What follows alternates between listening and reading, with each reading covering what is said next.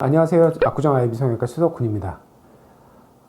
오늘은 제가 자가진피나 뭐 이런 것들 같은 자가 조직을 이용한 그런 수술에 대해서 좀 말씀을 드리려고 하는데, 뭐 수술 자체에 대해서 얘기를 하려는 건 아니고요. 이제 뭐 자가진피 같은 그런 자가 조직들이 어떤 장단점이 있나 이런 거에 대해서 좀 말씀을 드리려고 합니다. 요즘에 뭐 여기저기 보면은 자가진피 등 자가 조직이 아주 좋다. 그래서 뭐 처음부터 그런 것들을 써서 수술하는 것이 좋다. 이런 것들을 상당히 많이 봐요. 그래서 정말 이런 자가진피나 이런 자가 조직들이 정말 장점만 있는가 이런 거에 대해서 좀 꼭 필요한 건가 이런 거에 대해서 좀 말씀드리려고 하는데, 그 뭐 자가진피는 뭐 이런 거 있죠. 우리 진짜 자가진피도 있고, 그 다음에 우리 뭐 자가 연골이라든지 어떤 뭐 이런 것들, 뭐 뼈 이런 것들도 쓸 수 있어요. 그런 것들을 전부 자가 조직이라고 얘기를 하는데, 자가 조직이 정말 그렇게 장점만 있다면 왜 우리가 보형물이라는 것이 개발이 되었을까, 이런 거에 대해서도 한번 생각을 좀 해봐야 될 것 같아요. 뭔가 자가 조직이 이제 커버할 수 없는 그런 것들 때문에 이제 보형물이 개발이 되었다고 생각을 하고요. 제가 생각했을 때 자가진피의 가장 큰 단점은 이런 부피나 두께를 원하는 만큼 낼 수 없다는 게 가장 큰 단점인 것 같아요. 그 자가진피의 예를 들자면, 그 진피라는 것이 그런 거거든요. 우리가 피부가 있죠. 피부는 이제 표피하고 진피로 구성이 되는데, 우리가 피부에서 표피를 벗겨낸 그 아래 남아있는 그 조직을 진피라고 합니다. 그래서 보통 우리가 자가진피를 사용할 때 그 표피를 벗겨내고 나면 사실 두께가 2mm 정도 나오기가 힘들거든요. 그래서 보통 수술할 때 그것을 접어서 씁니다. 접어서 쓰지만 사실 그 두께가 4mm가 되는 것이 아니라 나중에 거의 반 이상 흡수가 돼버리기 때문에 그 두께를 유지할 수가 없어요. 그래서 우리가 보형물을 사용을 하는 경우가 많이 있는 것이고, 또 한 가지는 이제 자가 조직의 가장 큰 단점은 이제 다른 부위에 손상을 입힌다는 거죠. 예를 들면은 뭐 자가진피라고 하면 뭐 우리가 귀뒤라든지 아니면은 사타구니, 엉덩이 밑에 이런 데다가 아무래도 절개를 하고 피부를 떼어놔야 되기 때문에 그쪽에 흉이 남고 이제 손상을 좀 입힐 수밖에 없어요.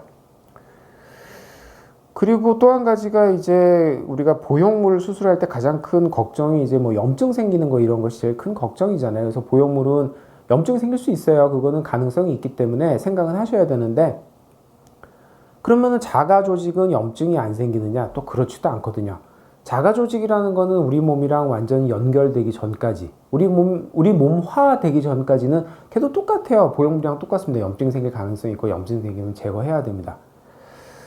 그래서 제가 오늘 말씀드리는 것은, 과연 자가 조직이라는 것이 뭐 자가진피나 자가 연골 같은 것들이 정말 그렇게 좋은 재료고 훌륭하고 꼭 처음부터 써야 되느냐, 그거에 대해서 좀 말씀을 드리려고 하는 거고, 저는 그렇게 생각하지 않아요. 자가 조직이 첫 수술, 내가 뭐 하는 첫 수술이고 그럴 때 꼭 필요한 조직이라고 생각은 하지는 않아요. 물론 꼭 필요한 부분도 있죠. 코끝이나 이런 부분들은 보형물이 닿았을 때 문제가 생길 수 있기 때문에 자가 연골을 쓰거나 그런 것이 많아요. 근데 그런 다른 것들에 대해서 좀 말씀드리는 거고, 물론 그러면 자가 조직이 필요 없냐? 그렇지 않아요. 자가 조직을 꼭 써야 되는, 꼭 필요한 경우도 분명히 있습니다.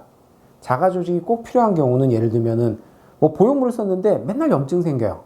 두 번, 세 번엔 또 염증 생기고, 뺐다가 약 쓰고 했는데도 또 생기고, 아니면은 뭐 보형물 자체에 알러지가 있다든지, 그 다음에 뭐 그런 것 때문에 구축이 심하게 왔다든지, 이럴 때는 정말 꼭 자가 조직을 써야 됩니다. 이럴 때는 높이가 안 나오고 뭐 두께를 못만 이런 거랑 상관없어요. 무조건 자가 조직을 써야 됩니다. 이럴 때는 꼭 필요한 거지만, 제가 말씀드린 것처럼 첫 수술, 내가 처음 어떤 문제가 있지 않는 첫 수술, 아니면은 뭐 재수술이라 하더라도 어떤 문제가 있지 않은데 꼭 자가 조직을 써야 되냐, 그거에 대해서는 정말 의문이 있다고 생각을 하고, 어떤 병원에서 처음부터 뭐 자가 조직을 써라 이런 식으로 권유를 하는 거는 조금 문제가 있다고 생각을 하게 됩니다.